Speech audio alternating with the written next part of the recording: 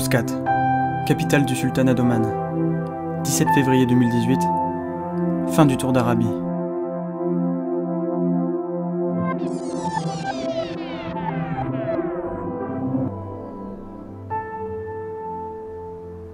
Alors le côté exotique, il est indéniable dès qu'on a atterri à l'aéroport. Ce qui est important aussi, c'est de découvrir des nouvelles mers, des nouvelles conditions de navigation. Quelqu'un comme Julien, qui est notre météorologiste navigateur, il est vraiment très excité de naviguer ici. Et je pense que pour tout le monde, c'est bien de sortir du train-train habituel, des côtes françaises, bretonnes.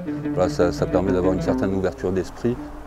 Sortir de ses habitudes, de sa zone de confort, s'ouvrir à l'inconnu, c'est facile quand on est à Oman. Tout nous dépayse. Moi j'ai commencé la voile tout petit, à l'âge de 7-8 ans. Au début c'est des petits voyages en France et puis au fur et à mesure, à partir je sais pas, d'une quinzaine d'années, on commence à voyager un peu partout en Europe et puis après d'aller un peu plus loin, à faire des championnats du monde de plus en plus loin. Et c'est vrai que ça fait peut-être une petite dizaine d'années maintenant qu'on commence à traverser un peu le globe de part et d'autre, quoi.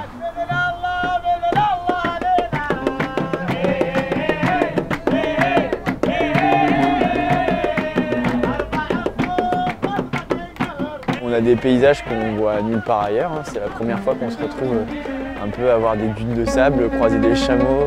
C'est clair qu'on a vraiment de la chance justement de faire de la voile où on est amené à aller naviguer sur des plans d'eau à l'autre bout du monde. Et c'est pas juste un sport en salle où on voit pas grand chose du pays, quoi. On voyage vraiment, là on est à Oman, on n'y serait jamais allé si on pratiquait pas la voile.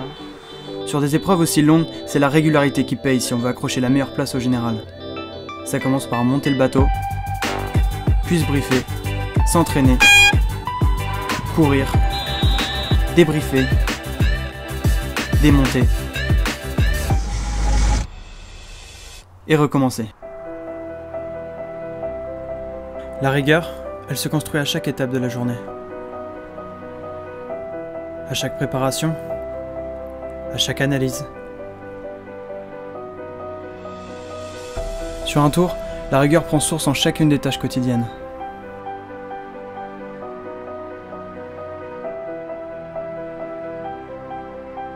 Mais pour l'œil de la caméra, c'est sur le plan d'eau qu'elle s'exprime le mieux. Il n'y a pas de temps mort entre les courses. On s'entraîne encore et encore.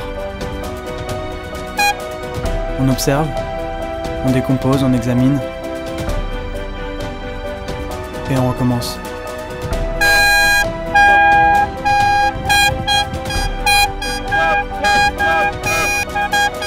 Et c'est comme ça qu'on devient meilleur.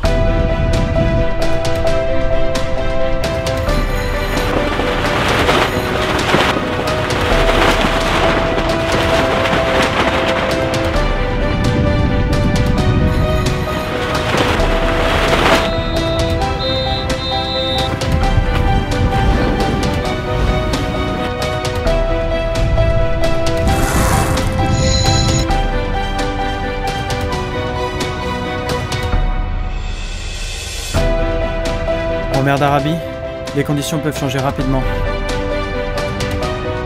Avec la concurrence aux trousses, il faut savoir s'adapter en un clin d'œil, il n'y a pas le choix.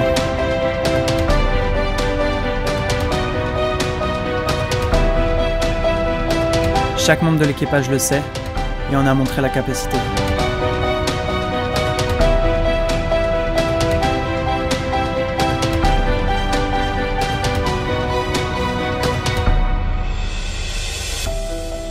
Laissant leur sillage éphémère démontrer ce que passion et travail peuvent accomplir, le team Béjaflor s'offre la première marche du podium avant la fin de l'épreuve.